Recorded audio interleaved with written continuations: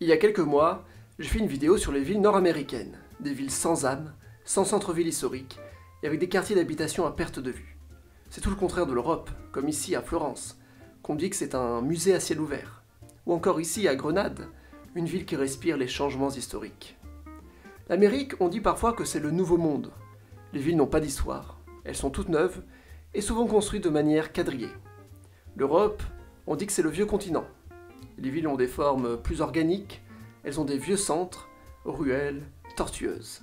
Évidemment, cette vision est un peu caricaturale, mais c'est du moins l'idée qu'on se fait à la fois de l'Amérique du Nord et de l'Europe dans l'urbanisme. Sauf qu'il existe une grande exception en Europe. Et cette exception, c'est les villes soviétiques. On va voir ça tout de suite. Les 3 générations. En Russie, j'ai envie de dire qu'il existe 3 générations de villes. C'est une classification que je fais, elle n'a rien d'officiel, et je vais vous les présenter. Moscou, c'est la plus grande ville de Russie. Elle compte environ 15 millions d'habitants dans son agglomération, ce qui en fait la première d'Europe. Cette ville, je la place dans la catégorie des villes de première génération. Ce que j'appelle villes de première génération en Russie sont les villes qui ont été fondées au Moyen-Âge ou avant. Moscou a été fondée en 1147 officiellement, c'est ancien. C'est un petit fort qui a évolué au fil des années pour devenir une grande ville. Il suffit de voir à quel point la ville est dense, les rues sont tortueuses, même son nom symbolise son âge, Moscou. Déjà, il y a une traduction en français, mais aussi dans de nombreuses autres langues. Puis le nom Moscou, c'est une déformation du nom du fleuve par lequel la ville passe. Et quand un nom est déformé par le temps à tel point qu'on n'en connaît même pas l'étymologie, c'est que c'est quelque chose de très ancien. La deuxième agglomération de Russie est Saint-Pétersbourg. Elle compte plus de 5 millions d'habitants, et c'est une ville de deuxième génération, c'est-à-dire une ville créée après le Moyen-Âge. Beaucoup plus récente que Moscou, elle est fondée en 1703 pour en faire une nouvelle capitale de la Russie. On le voit dans les images satellites, les rues sont en damier, ou du moins avec quelques originalités diagonales mais contrôlées. Même son nom reflète la nouveauté. Pétersbourg, on a pris le nom de Pierre, empereur de Russie, et le mot bourg, et pouf, voilà le nom de la ville. La troisième ville de Russie est Novosibirsk, 1,5 million d'habitants. C'est une ville presque neuve. Elle a été fondée en 1893, car le chemin de fer passait par là. C'est une ville de troisième génération, c'est-à-dire une ville de l'époque soviétique. Même s'il a été fondé avant la révolution bolchevique, son développement s'est surtout fait après. Et là, si vous cherchez un centre-ville historique, vous allez chercher longtemps, car c'est juste des barres d'immeubles les unes à côté des autres. Et le nom de la ville, ça veut juste dire Nouvelle Sibérienne, dans le sens où cette ville est nouvelle et sibérienne. Mais comment en est-on arrivé là? Il faut voir l'histoire du peuplement. Histoire. En 1500, on estime que la population du Royaume de France était de 14 millions d'habitants. C'est un géant démographique. La Russie ne compte que 6 millions de personnes à la même époque. Donc 2 fois moins d'habitants, pour un territoire beaucoup plus vaste. À l'époque, la Russie n'a pas encore colonisé ni l'Asie ni le Sud. Connaître la population à la toute fin du Moyen-Âge est très intéressant, car cela nous permet de comprendre le paysage urbain d'aujourd'hui. Si aujourd'hui en France, il y a tant de petits villages et de petites villes éparpillées sur tout le territoire, c'est parce que déjà au Moyen-Âge, il y avait une population conséquente dans le pays.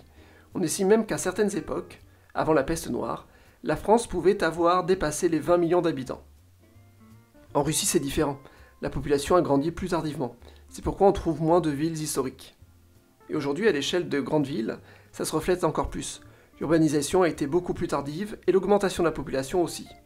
L'URSS n'a atteint les 50% d'urbanisation qu'au début des années 60. Et le nombre de villes a explosé depuis la Révolution. Je suis tombé sur un article français super intéressant qui date de 1965. Il traite des villes soviétiques comme quelque chose d'extraordinaire, que ces villes sont apparues un peu partout dans le pays comme par magie.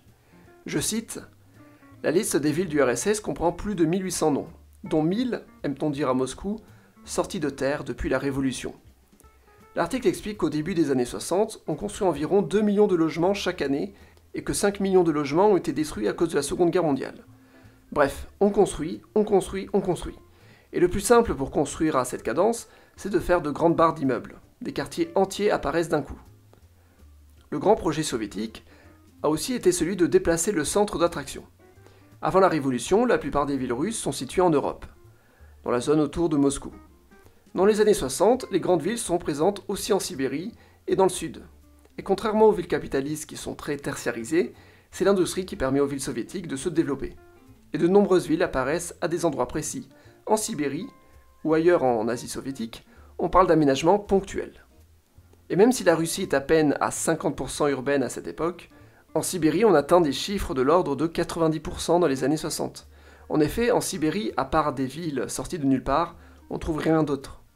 Et selon les plans soviétiques, chaque ville doit avoir sa fonctionnalité.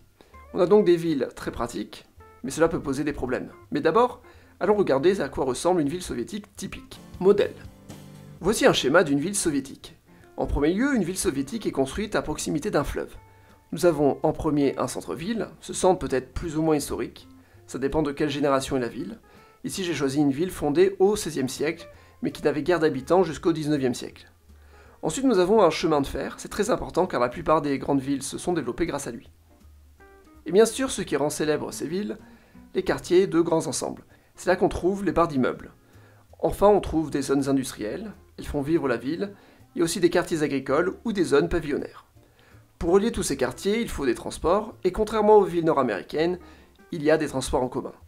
Dans ce cas, c'est un trolleybus avec un réseau de 200 km environ, et un tramway avec 160 km.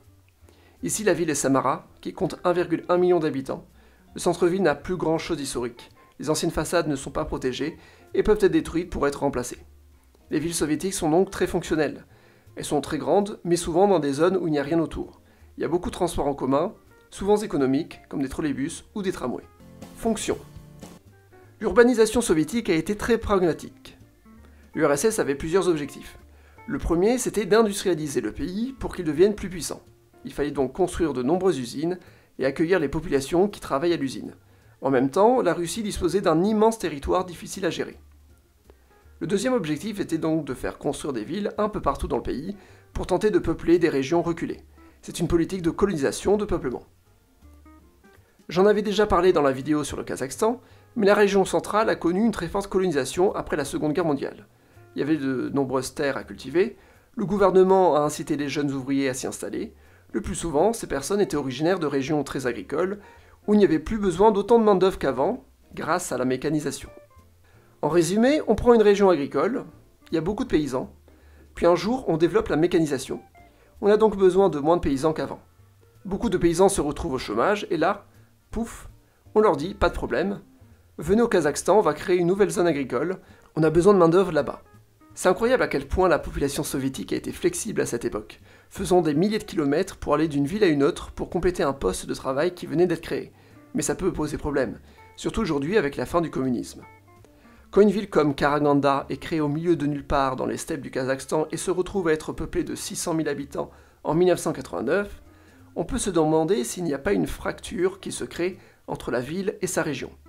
Les gens qui vivent dans cette ville n'ont rien à voir avec les steppes autour. Est-ce qu'ils peuvent avoir un sentiment d'appartenance à une région qui est totalement étrangère à cette ville? La réponse est non. Et en effet, quand l'URSS est tombée et que le Kazakhstan est devenu un pays séparé de la Russie, la moitié de la population du Karaganda est partie pour aller vivre en Russie. Mais on peut aller encore plus loin dans la notion de fonction, et on peut parfois parler du concept de monoville. Monoville. Aux États-Unis, chaque ville a ses quartiers, on dort dans un endroit, puis on prend sa voiture et on va dans un autre pour faire des activités. La voiture est en quelque sorte le passe-droit pour voir du monde dans les villes nord-américaines. Il n'y a pas vraiment de vie de quartier. En Russie, c'est plutôt les villes qui ont des fonctions. Par exemple, il faut bien construire des voitures dans un pays grand comme la Russie. Pouf, on crée une ville qui sert à ça. Il faut fabriquer de l'aluminium? Parfait, on va créer une ville au milieu de la Sibérie pour s'occuper de ça. Je caricature un petit peu, mais on n'est pas loin de la réalité. Les villes ont des fonctions très précises. Parfois, il y a des villes qui se développent d'un coup parce qu'il y a une mine juste à côté. Norilsk, dans le nord sibérien, est la typique ville monoville. Elle sert à l'extraction du nickel. La qualité de vie est horrible, la ville est très froide, elle est très mal reliée, mais elle participe à l'économie russe. Pour le coup, elle ne peut pas changer de place. Les ressources minérales se trouvent dans la région. Dans d'autres cas, c'est plus compliqué. Krasnoïarsk, ville d'1 million d'habitants au milieu de la Sibérie, est là parce qu'on a incité de nombreuses usines à s'y installer à l'époque soviétique. Pendant l'ère soviétique, le gouvernement pouvait planifier où devaient s'installer les usines, mais suite à la chute du communisme, les usines font un peu ce qu'elles veulent. Et si elles ne sont pas rentables, elles ferment. Inutile de préciser que Krasnoïarsk a très mal vécu la fin du communisme. Elle continue toujours de fabriquer de l'aluminium, mais elle est très polluée. Maintenant, allons dans le sud de la Russie pour voir un véritable exemple de ville créée juste pour une seule usine. Dans les années 1960, l'URSS veut une grande usine automobile. Elle veut la même que Fiat à Turin. Elle fait donc construire une réplique de Mirafiori, au milieu de nulle part, la ville sera construite en même temps, elle deviendra la ville de Tolyatti. Comme vous pouvez le voir dans cette ville située sur la Volga, on a une immense zone industrielle. Au sud, il y a des gros quartiers, carrés, avec des barres d'immeubles. Il est difficile de trouver un centre-ville. La ville est purement fonctionnelle pour fabriquer des voitures et les exporter ailleurs dans le pays. En réalité, on trouve tout de même une ancienne ville à l'est. Il existait déjà un début de ville avant l'usine automobile, et avant de porter son nom italien, elle s'appelait Stavropol, ce qui veut dire la ville de la croix en grec, car oui, beaucoup de villes russes portent des noms grecs. La Grèce antique était très à la mode en Russie, surtout au XVIIIe siècle. J'en avais déjà parlé dans la vidéo sur l'Ukraine, mais tout le sud de l'Ukraine est composé de villes fondées par les Russes, avec des noms grecs, comme Melitopol, la ville du miel. Transport en commun. Dans les années 60, les responsables soviétiques avaient théorisé que la taille idéale d'une ville est de 20 000 à 200 000 habitants. Si la ville est trop petite, toutes les infrastructures coûtent trop cher pour le peu d'habitants. Si la ville est trop grande, les infrastructures de transport deviennent trop grandes et ça augmente le prix. Dans les grandes villes, on voit déjà le problème de certains quartiers qui ne servent qu'à dormir, sans aucune vie et totalement dépendants des transports en commun pour aller vers les zones d'activité. Pour éviter cela, l'URSS a tenté de créer des villes satellites, soit des quartiers assez loin des villes, pour que ces quartiers se transforment en villes indépendantes. L'objectif est d'éviter de faire des déplacements aux habitants. Si une ville grossit, les habitants vivent de plus en plus loin et doivent faire de longs trajets. Aujourd'hui en Russie, on compte une 60aine de réseaux de tramway et 7 métros. Mais la Russie s'est libéralisée et les villes connaissent aujourd'hui une forte augmentation du trafic automobile, alors que la voiture individuelle était presque inexistante à l'époque communiste. La ville de Vladivostok est un exemple frappant. C'est une des villes les plus motorisées de Russie. La politique de transport y est pour quelque chose. Les lignes du tramway ont été fermées petit à petit, il n'en reste plus qu'une, et il ne reste plus que 2 lignes de trolleybus. Conclusion. Les villes soviétiques sont le résultat d'une planification totale où le gouvernement pouvait choisir du jour au lendemain où placer la prochaine ville sur la carte. Mais à la chute du communisme, les villes soviétiques ne pouvaient plus suivre la parfaite trajectoire de la planification. Aujourd'hui, les problèmes sont nombreux. Les villes créées au milieu de nulle part n'ont aucun lien avec leurs régions autour. Ce sont des îlots urbains entourés de toundra. Il n'y a donc aucun lien social avec le rural. De plus, ces villes ont été tournées vers l'industrie et leur reconversion vers l'économie tertiaire a été très difficile. Les transports en commun, très développés par le passé, ont été réduits, laissant place à l'automobile et transforment des quartiers entiers en gigantesques cités dortoirs. Ailleurs dans le monde, on trouve des villes similaires. En ex-Yougoslavie par exemple, voire même en Chine. Pour un prochain épisode, j'essaierai de faire une vidéo sur les villes d'Europe de l'Ouest. Merci d'être resté jusqu'au bout. N'hésitez pas à vous abonner, c'est le meilleur moyen de soutenir la chaîne, ou sinon mettez un pouce bleu. Et à la prochaine.